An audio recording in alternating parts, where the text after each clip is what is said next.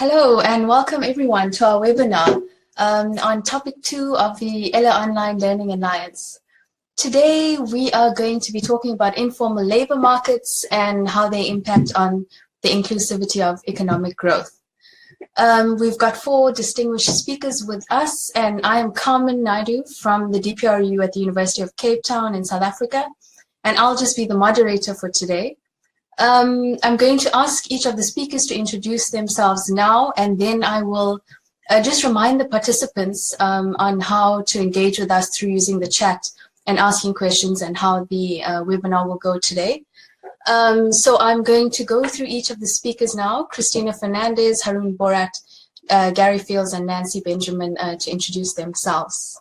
Hi, I'm Christina Fernandez. I'm a researcher at Desarrollo, and I have been working in this project along with DPRU for some months. This is Harun Borat, Professor of Economics at the University of Cape Town and Director of the Development Policy Research Unit.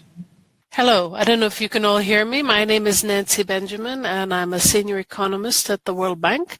I've been working on informal economy in Africa for some time, but we're always following what's going on in Latin America, so I'm very pleased to participate in this discussion.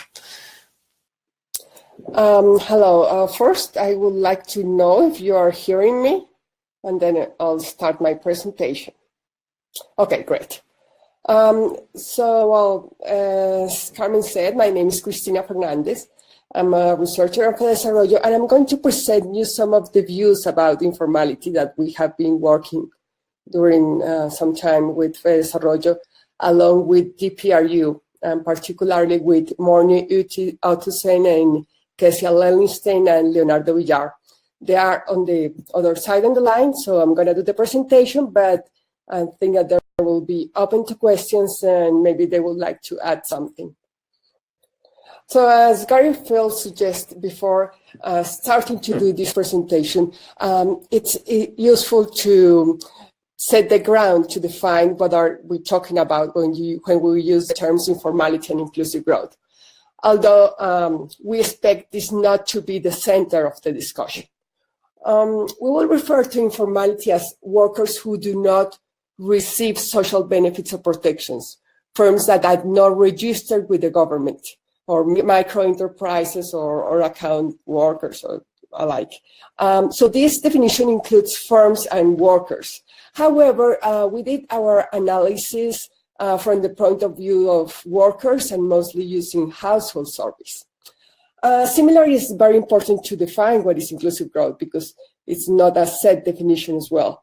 And we will understand it as economic growth accompanied by poverty reductions and equitable opportunities for all segments of the population. So, well, before starting this, as a way of introduction, let me tell you something about the research process that we have.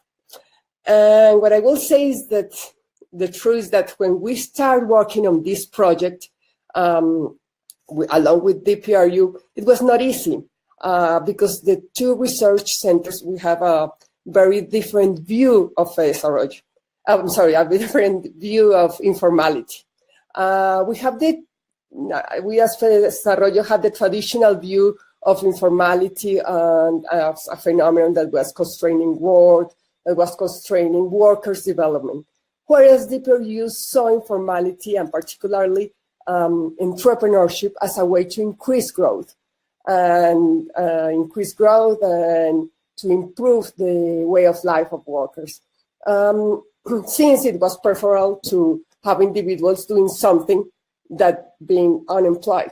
So we have a different time setting our difference. And it was strange because one of the things that we noticed is that Colombia and South Africa were very similar in many ways. We have the same income per capita, we have the same extension of the country, we also have very similar indicators in inequality. Both countries are really unequal. And I will say that even like the violence rates were very similar. But the labor markets were different, and perhaps is one of the most striking differences between the two countries. South Africa has an unemployment rate of 26% or 31% if you include open unemployment, and whereas Colombia has, still high rate of unemployment, around 9%, but is almost 1/3 of it. And the informality rates were about, 60%, that is almost double informality rates in South Africa. So this perhaps was explaining some of the difference, but not all of the difference. And as I told you, it was very difficult to find a common ground when we were talking about informality. We have the sense that we were talking about very different things. So fortunately, we decided to understand informality, or to do a taxonomy of informality, and this really helped us with the process. And why? Because, we are talking about a big group. We are talking about informality rates in Latin America, about 60% of the population. That means that about 130 million workers are informal in Latin America. So this is a big group, and we cannot expect it to be homogeneous. We cannot treat in the same way the vendor that is selling candles on the corner and the businessman that is evading taxes. So it's very important to do this taxonomy. Another reason is that the impact of each type of informality is very different according to the type of informality that we are talking about. And another reason, and a third reason, is that the policy implications are also very different depending on the type of informality. So we decided to use, as I told you, this taxonomy of informality. This is not a new taxonomy. There are a number of works that analyze the heterogeneity of informal workers. We just pick it in a way that it worked for our project, and set up like very close definitions of them. So we include 3 types of informality according to the reason to be informal. First is the voluntary informal workers. The voluntary informal workers are those that decide to be informal. Those are, for a number of reasons, workers decide to be informal.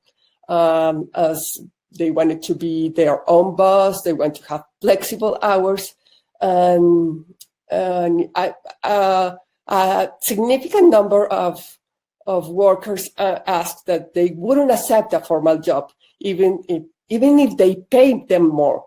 So we think that there are some workers that really have preference for informal workers. Then we have the subsistence informal workers. We include in these workers those that have so low productivity that they have to queue for a formal job. It's not that they cannot find a job, but that their chance to get a job are very low. And we define like this low productivity in terms of education, experience, or workers that live in cities that have very low productivity, or they work in sectors that have very low productivity. For example, the agricultural sector in some countries.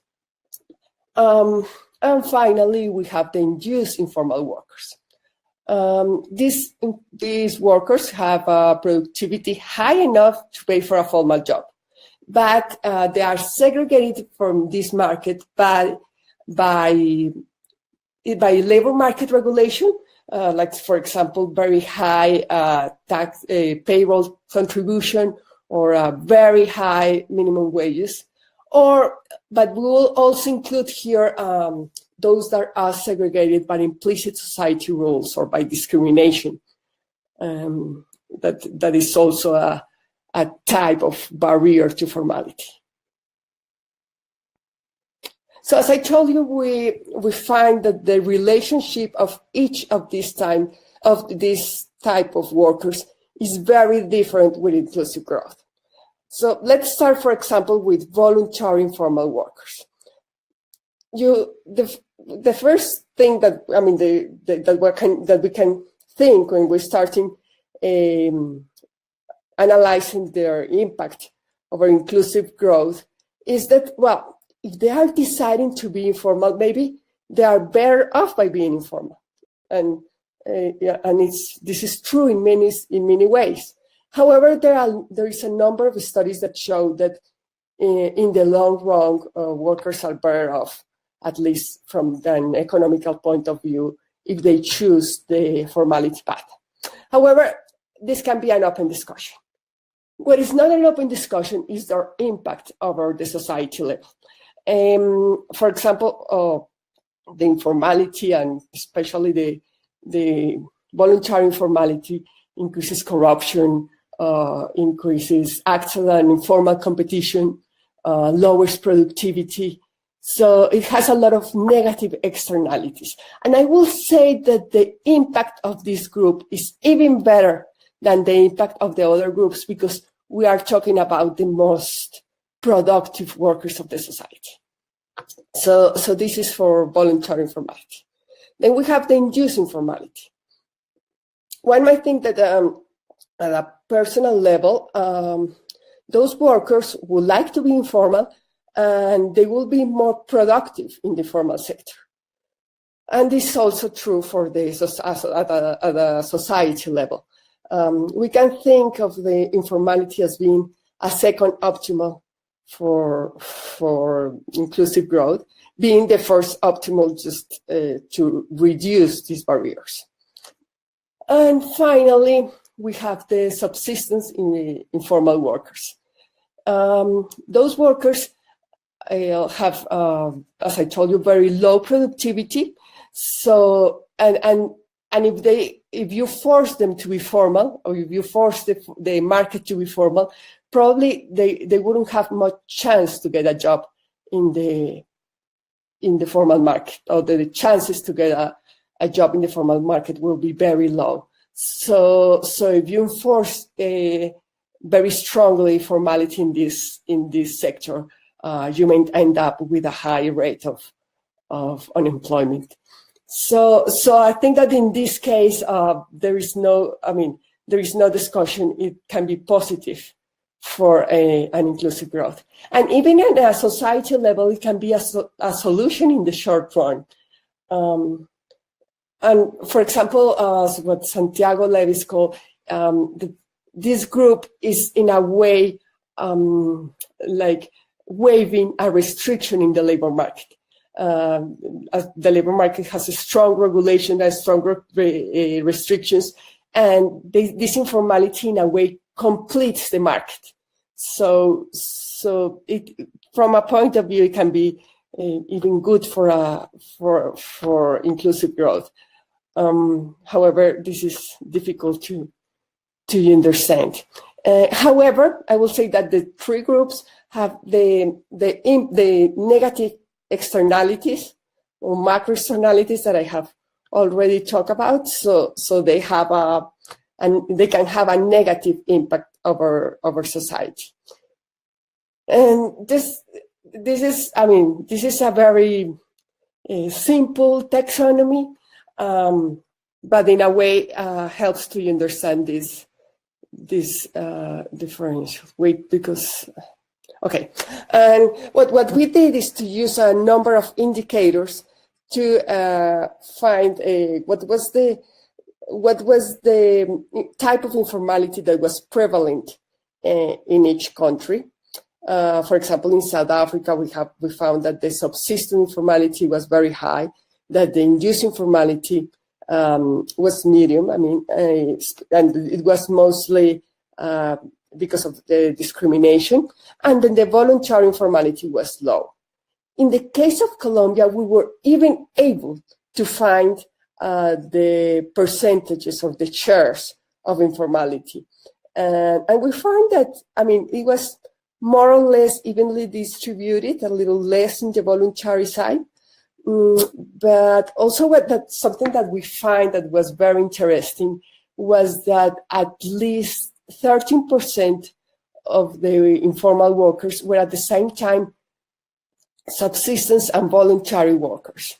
And we find that the reasons from them to be informal is different from the other three groups, in the sense that it is very much caused because of holes of the social policy, of the benefits policy, or negative incentives of the health policy or social benefits policy.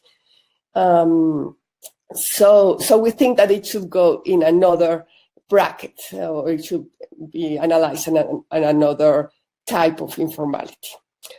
So overall, I will say that I wouldn't say much because I want to have the discussion with you. But I will say that that really this taxonomy helped us to understand, and one sign that it really worked to analyze the impact of informality over inclusive growth is that at the end, both centers, we got to communicate very well, and we feel very comfortable with what we were saying, and we were talking the same language. So we realized that it really worked for analyzing this thing and for analyzing informality as a whole. We also realized that it can be applied for a set of countries. We did it for some countries of Africa, some countries of Latin America, including, for example, Mexico, that is like in the other side of the spectrum because it has a lot of voluntary informality.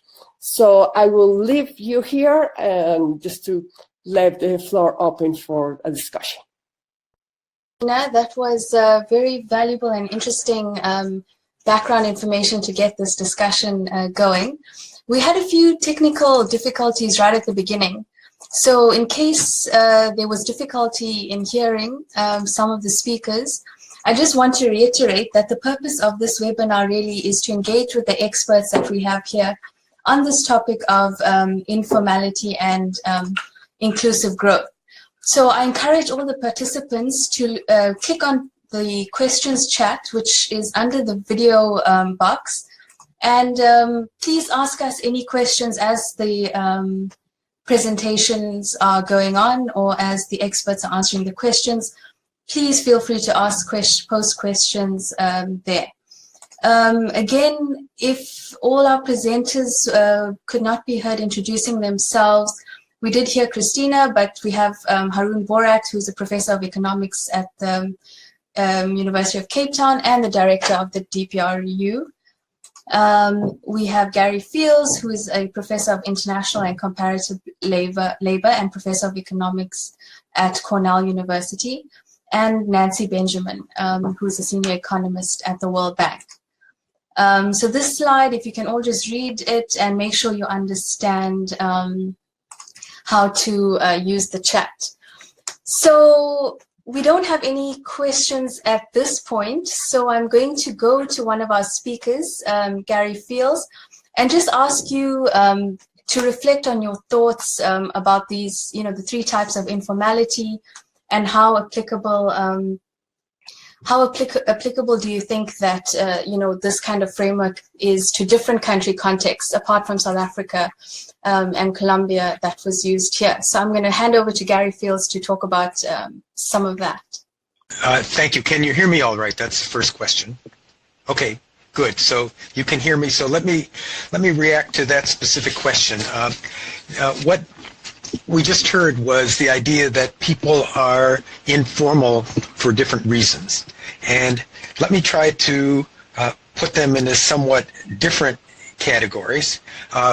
One thing is that some people are informal because they choose to be. For me, the prototypic example of that is the backyard auto mechanic who could have been working or had been working in a formal sector garage, learned how to do the work, learned how to, saved up money to be able to buy tools, and then set up his own backyard auto mechanic shop. That person clearly falls into the voluntary, informal category. There's some people who are working informally because they lack the skills to be hired to work in formal sector jobs. But I think that's rather limited. I think of people who could be completely unskilled and, for example, have the ability to work as custodians or as gardeners in formal sector establishments, but they don't get hired there. And that raises the third category. The reason that people don't get hired in formal sector establishments comes down to the idea that there is a segmented labor market, using the terminology of this symposium. Let's call the good jobs sector the formal sector. Let's call the bad jobs sector the informal sector. The segmented labor market way of looking at things says there are not enough good jobs, that is formal sector jobs, for all who want to work in those jobs and who are capable of performing those jobs. So some people get hired and some people don't. Those who are rationed out of the formal sector often end up working in the informal sector, not because this is the best job for them, but because working informally is better than not working at all, being unemployed in the absence of unemployment insurance or a suitable social safety net. So to my view, then, a category we need to be looking at, and that is missing from the three-part typology and we just heard about, or maybe it's there but it's not emphasized, is the idea that there simply are people who are working informally because they're rationed out of the formal sector and they don't have any place else they might go. Let me stop there and I can come back to it if you have questions or discussion. Thank you. That question. We have a question from one of our participants here, which is directed to Christina, but please, any of the speakers can feel free to request the floor. The question is, the low unemployment rate and high rate of informality in Colombia may also be because of the way the government defines informality and unemployment. If a person works at least 1 hour a week and is paid for that, then this person is considered as occupied. Is this the reason then for the high rates of informality? Any of the speakers can request the floor who wants to address that question. Perhaps Christina may be able to answer this. Hello. Yes. So I'll first go to Gary's question about if this group that is segmented from the formal market is here or not. What we want to say about this subsistence informality is exactly this group. Maybe I didn't explain it in the right way, but it's exactly this group. And the other one is if the question if the rate of informality is also because of the way informality is defined. We use here both types of informality, both measures of informality that are common in Colombia. And we did all the exercise with both types of informality, both measures of informality. For those that are not Colombian, is the one is the ILO methodology that includes the workers in enterprises of less than 5 workers, and includes free hands and includes self-employment. It doesn't include professionals. So using this definition, you can see that there is not a break if they work 1 hour or not. And the other one is if they pay their contributions.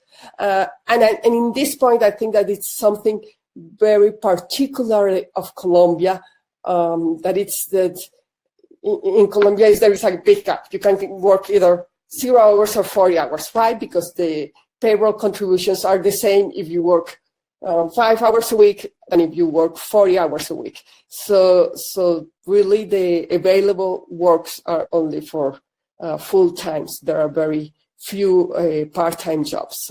So there's a big gap in Colombia, but I think that this is very particular to Colombia. I hope that I have answered. I think we really want to move on, kind of getting away from the definitions and more towards this link between informality and inclusive growth. So I'd like to bring Nancy in here to talk about, how she sees informality either promoting or constraining inclusive growth, and what the role of informality is in inclusive growth. So Nancy, over to you.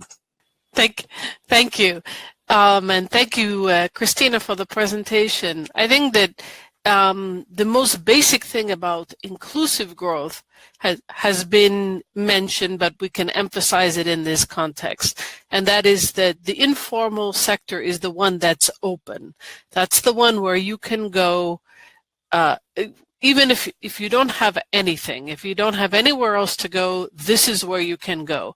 Now, that's not true absolutely everywhere, but it's true most places in Africa. Now, there are a few places in Africa where it's those circumstances are perhaps quasi-territorial, meaning if you're from the right tribe and in the right district, anybody is allowed to open up shop, but you don't go out of the territory loosely defined. The South Africa is an unusual case, as was pointed out in the data, with high unemployment and low informality. Partly, the informality may be higher than the data show. It's hard to tell. I looked at it was a time use study done in South Africa, which picked up some of the issues from the first question that was asked about. They went through about the way questions were posed in the labor surveys, and then they went through with the full time use study and found that people were actually spending more time in gainful economic activity than had been indicated in the labor surveys. So there may be an issue of entry in South Africa. Maybe Haroon has more to say about that. But in the parts of Africa that I work on, that's the one feature in terms of being inclusive, that it is where you can enter. But to pick up Gary's point, which I think is an important one, is entering what? Well, we're entering the low productivity, low returns. These aren't the best jobs. And I would agree with what Gary said, that it isn't necessarily a feature of the characteristics of the workers, but whether or not they are able to get themselves into these good situations to where the better jobs are. And so to switch to the part of the world that I know, which is mostly West and Central Africa and Francophone Africa, I would say that some people have the privilege of getting the connection into these formal jobs, and there aren't many of them, and that there are many others who have the skills, the sufficient basic skills to learn to do those jobs. I would say, in contrast to what we hear about in Latin America, that there is very little instance of people who've had one of these sort of privileged formal sector jobs who then leave and go to the informal economy because they want more autonomy and more to be their own boss. That occurs seldom, mainly because the formal sector jobs are so few. There are so few of them that very few people are employed there. So the idea that you would take one of those jobs and then leave, you just don't see much evidence of that. But the other side of that is to ask, why is it that the formal sector jobs are paying more? And in some, I think the sum is that total value added, total rents in those sectors are higher, and they're not higher by accident. Usually you find there's some bit of protection that is keeping those rents higher. And the work by Jean-Paul Azam and others have shown a certain amount of protection for formal firms, and that once that sort of pumps up the rents, in the sector, that a certain amount of that gets distributed to the workers, and that contributes to those jobs being better jobs, better paid, but it doesn't do much for inclusiveness. I'll stop there. It's very informative. I think, yeah, it's very interesting that you're able to bring in these nuanced perspectives from, different parts of the world, different parts of Africa and Latin America. I think this is a good point to ask Haroon to come in there to expand a little bit on what Nancy's been talking about on the link between informality and inclusive growth, but also to maybe talk about some ways that policy can create an environment that promotes the inclusion of informal workers. So over to you, Haroon. Very much, Carmen. I'm talking slowly while I figure out whether I can be heard, and I understand I can be heard. Perhaps just as by way of an introduction to the broader theme of the discussion, which is around informality and inclusive growth, and then to tie it back a little bit to sub-Saharan Africa within the context of Nancy's input. It's very clear that if one looks at the fast-growing African economies, or if you like, the drivers of growth on the continent, that there's certainly a feature in terms of the structural pattern of their growth, which matches to a particular employment dynamic. And the growth story has been principally one built on resource super cycle in commodity prices and so on. But then next to that has been almost flatlining of manufacturing as a share of output. So what you've effectively got is a resource-led growth in sub-Saharan Africa, which by its very nature, being capital intensive, has meant very few jobs have actually been created. Into that storyline has been a non-performance of the manufacturing sector, which is usually your engine of low-wage growth. And then here's the link to the informal sector, is that most of the employment generation in sub-Saharan Africa, for those economies that we have data for, has been in the informal sector, and in the main in urban self-employment. And so if one looks at growth in employment or employment share data by sector, so primary, secondary, and tertiary, most of the employment growth in, at least for the data, for the countries that we have data for, has been in the tertiary sector. And that's essentially urban informal employment. So the story of employment growth in sub-Saharan Africa over the last decade and a half has been one of a rapid rise in informal employment. And so the extent to which urban informal employment can act as perhaps a constraint or an opportunity to inclusive growth in sub-Saharan Africa is a key question. And so as a lead-in, so what are some of the policy issues or at least policy challenges that one can think of if one wants to recalibrate the informal sector or reposition it possibly as a sector that could generate more patterns of more inclusive growth. So for me, in thinking through policy, that perhaps one can segment our policy discussion into two parts. First is, if you like, the need for policy to provide an enabling environment.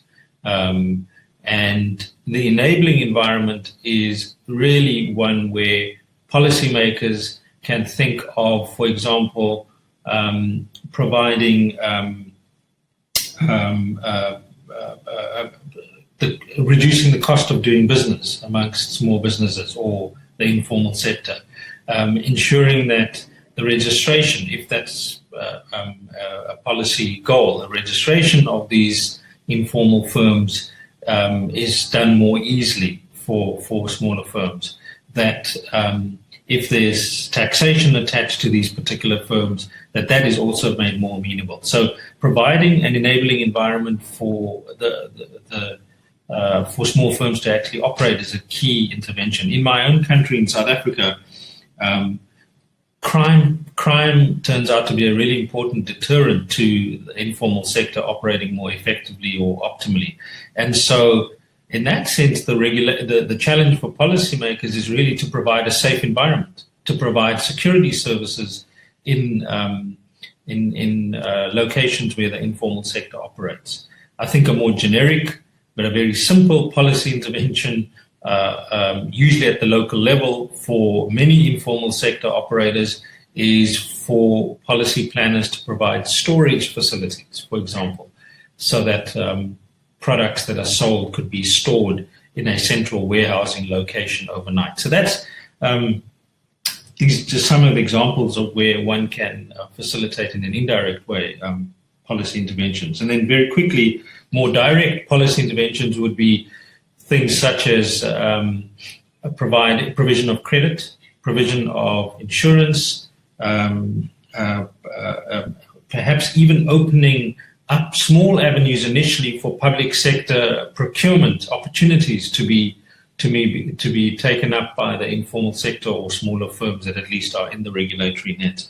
I think for me, along the lines of credit, insurance, skills, and public sector procurement opportunities would be some of the direct channels through which policy can impact on the informal sector. But let me stop there.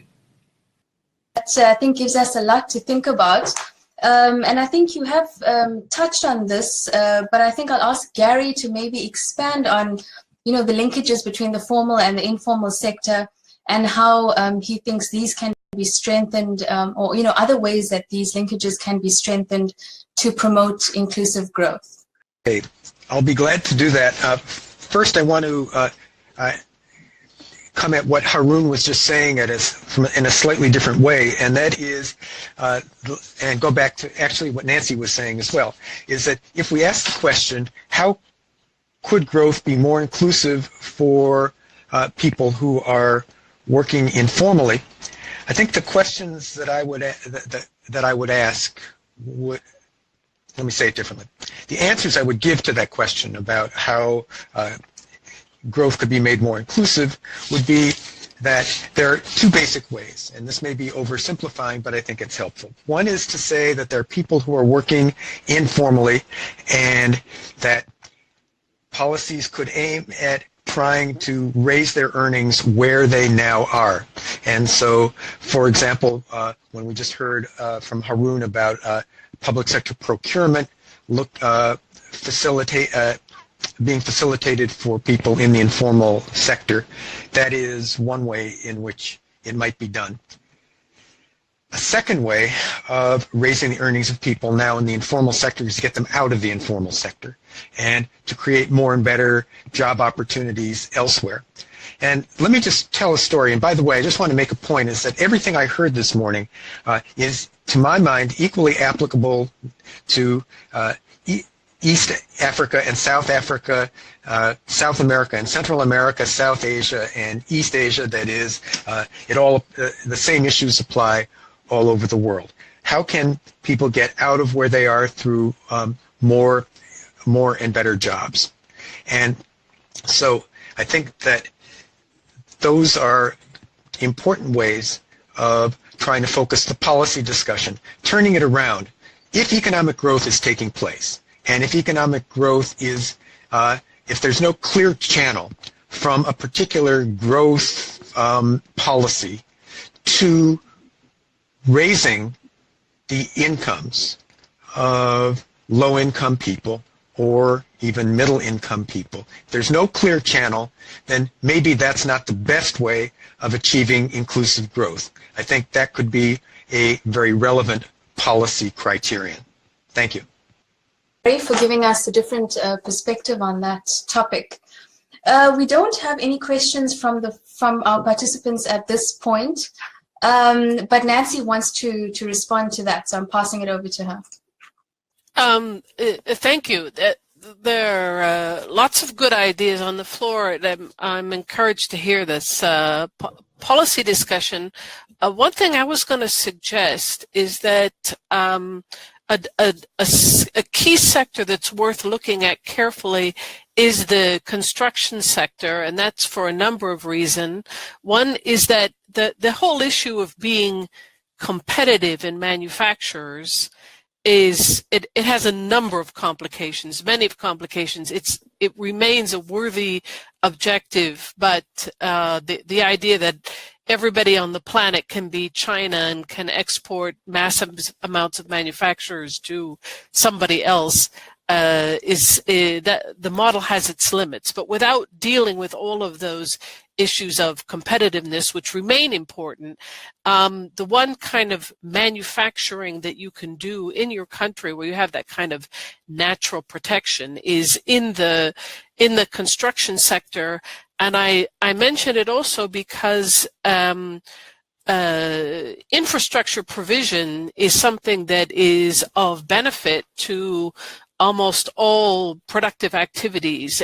Every country has a big issue of infrastructure deficits. Everybody always says they want more, and all of the informal businesses are benefiting from having roads, electricity, water, and other things supplied to them, and if they don't have them, then they're suffering from lack thereof. So along the lines of the public procurement and getting some businesses involved, getting some of these businesses more involved in providing infrastructure, but also requires improving the efficiency and the governance with which this is done. Now, one thing that's common in many countries is that construction is done by companies that are formally listed, and they're listed formally precisely in order to get to qualify for public procurement. But then the work is done by people who are informally employed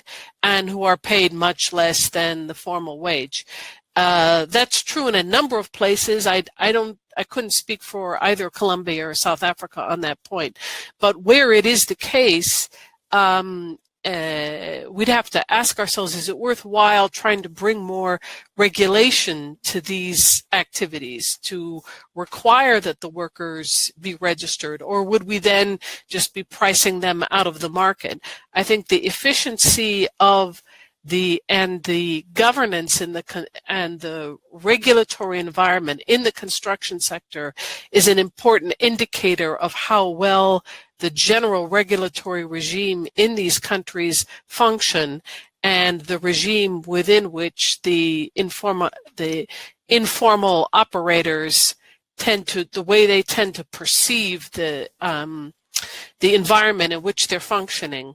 As I said, the companies almost always have a formal veneer, a formal layer at the top, but there's usually a lot more that's informal that's going on.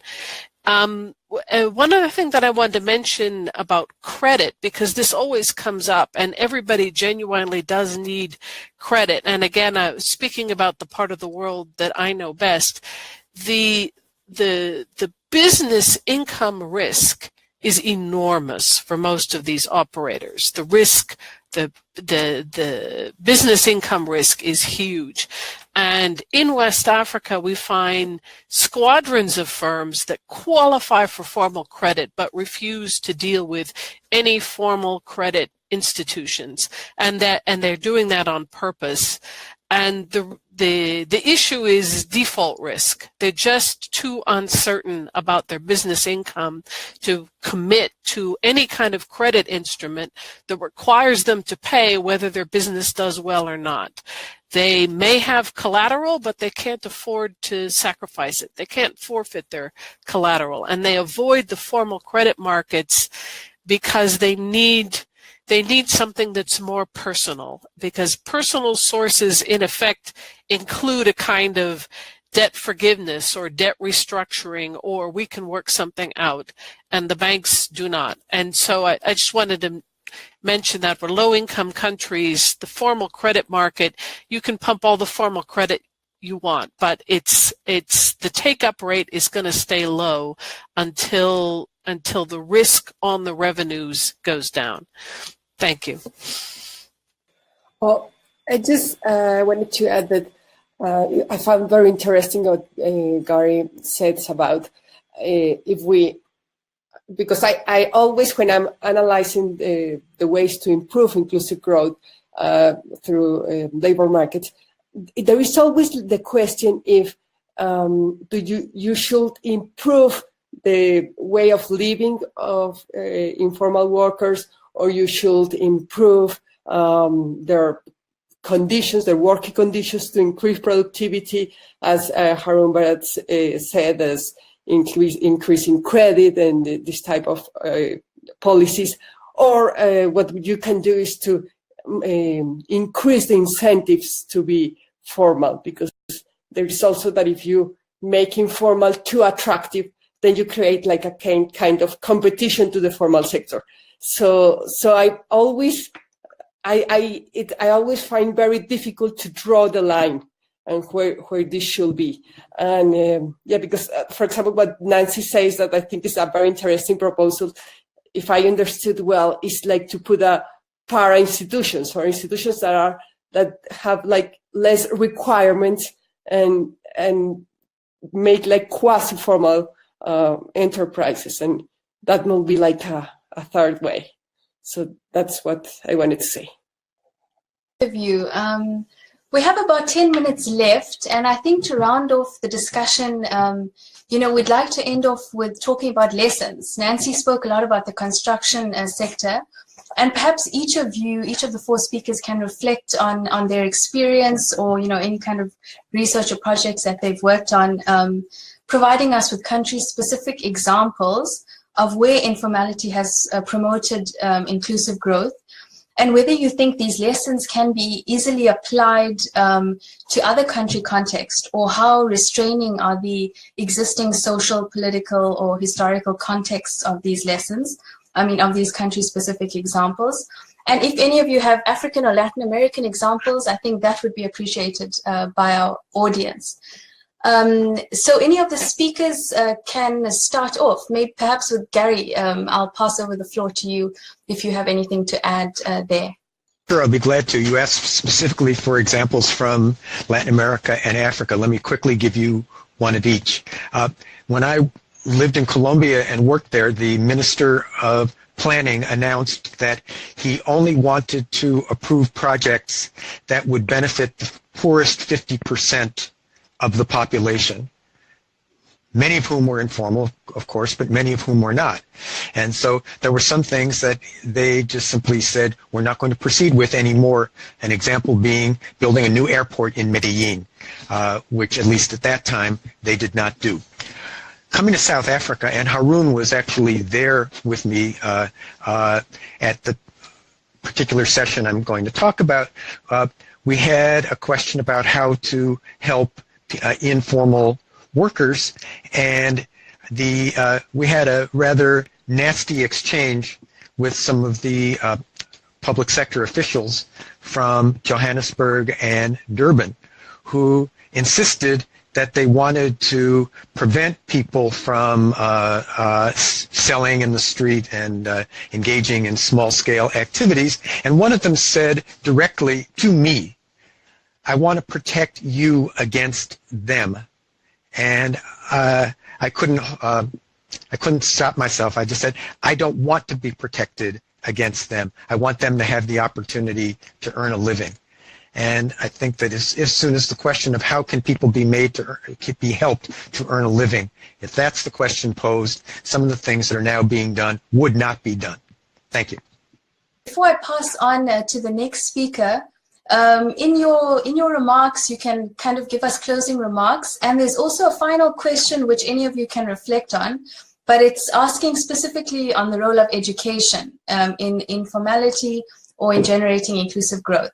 So the speakers can reflect on your lessons as well as that point on education. I'll hand over to Nancy. Thank you.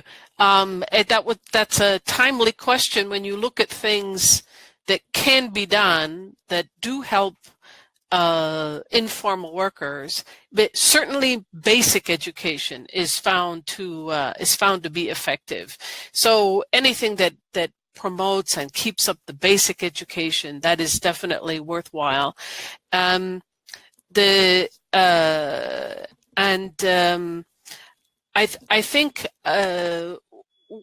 think what's useful is to pick up the idea that both Gary and Harun have mentioned, which is to improve the improve the capacity and the experience of workers where they are. I find that in general that it's more helpful than let's run in and formalize everybody. And I'm nothing against formalization. It's a great idea wherever anybody is ready for it, wherever it works. But improving productivity where people are is usually a more constructive approach than one of sanctions, like let's come in and punish anybody for not being formal. I wanted to encourage Christina and the general approach in research. We definitely found that taking account of the heterogeneity in the informal economy and taking account of different types of informal actors and then being there for different reasons, we found that very useful in our own work in West Africa, and found that it provided useful answers about productivity because you learn about the different groups and what is most affecting their productivity. I'm not sure that we'd ever find a taxonomy of that type that would work systematically everywhere in the world.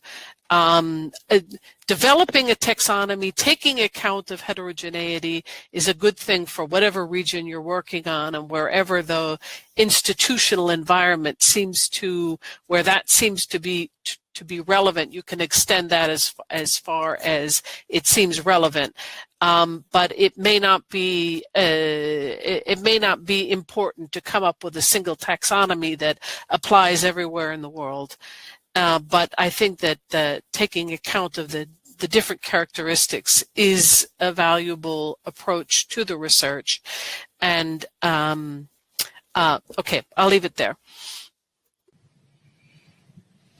Hi. So, I guess in terms of lessons going forward or best practices, I can't say that South Africa would yield to having a best practice with regard to the informal sector, but perhaps there are a few lessons about what can be done differently. I mean, for me, the overarching theme about policy with regards to the informal sector or our approach to the informal sector is that the informal sector does require a distinctly different approach relative to large formal sector firms. And different meaning that, for example, in the case of tax collection, I know there's some good practices in cities in West Africa, and Nancy may know better than I do, where tax collection is not about the informal firms refusing to pay tax, but it's really about the ability to get to the local government office to pay your tax that is due. And so a way around that, a creative policy solution many West African cities have done, is to have the tax collector walk around amongst those informal firms to collect tax.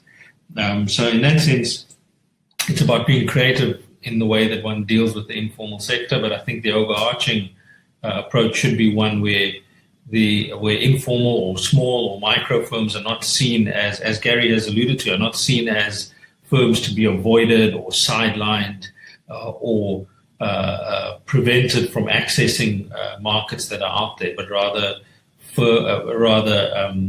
opportunities for individuals to actually find a way to make a living. And I think there are very specific and creative ways that one can look at in terms of providing those markets and providing those opportunities. There was a question I understand around skills.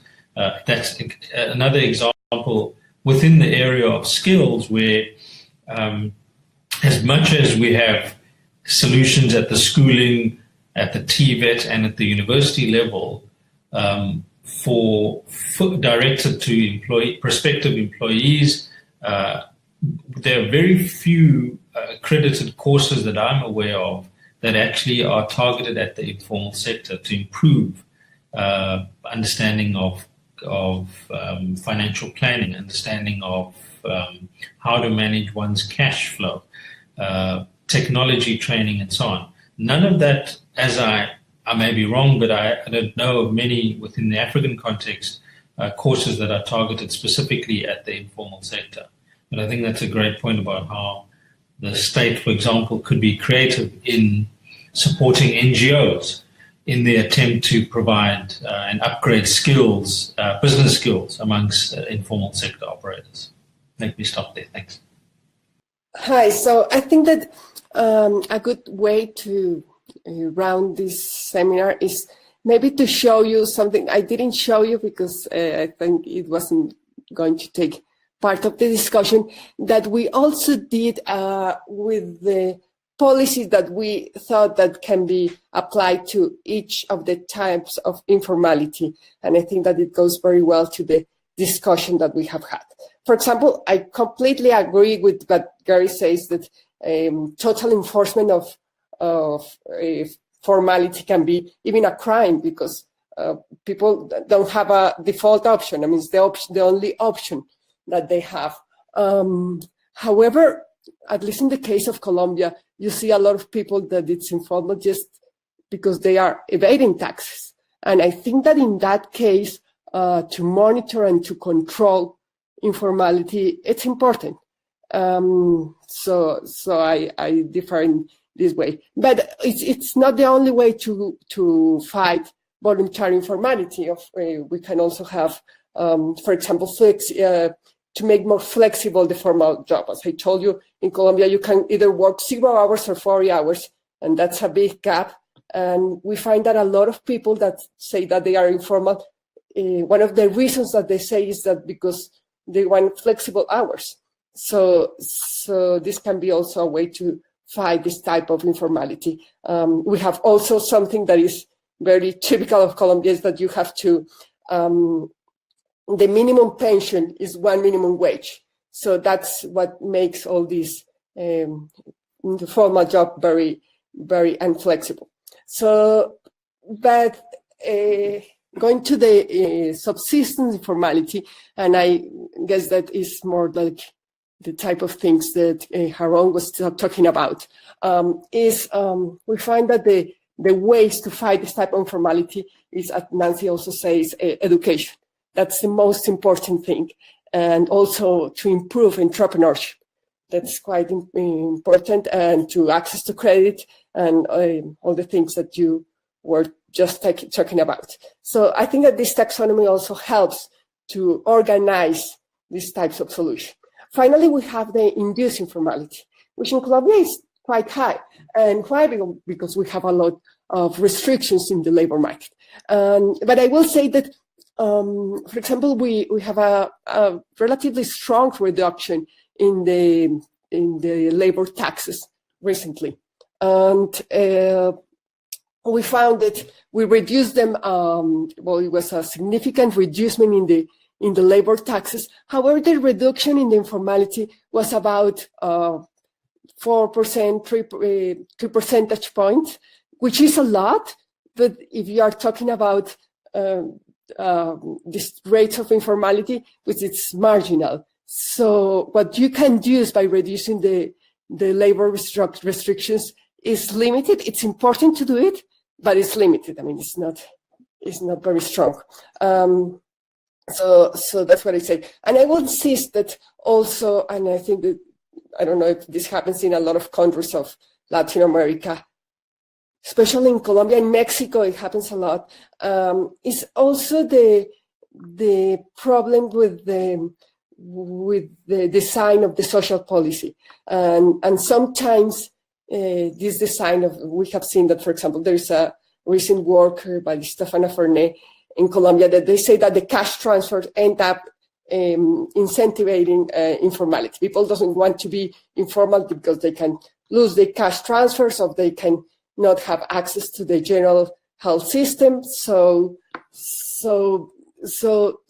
at least, I don't know how strong it's in Africa, but in Latin America, it's something, there is a ground to work as well. And finally, I want to add something. We haven't talked about very much about discrimination, but we have seen in the data of Colombia and South Africa that there is a discrimination for formal jobs and that, for example, a woman has less access to formal jobs. And for example, we are not, because you can say, well, those are preference, no, but sometimes among the women that will prefer to be formal, you find that there is harder for them to find a formal job. And also there is race discrimination, and the data confirms it. So I think that this is another place where we can work. So I think that this is all, and I don't know if someone wants to add something. Christina, I think we've come to the end of our time. I really want to thank the 4 speakers for giving us your time and really giving us so much to think about. I'm sure the participants have learned a lot and have taken away some good insights.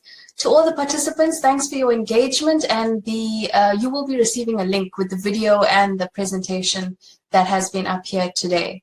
So thank you everyone for your time. I hope you've learned a lot. Goodbye.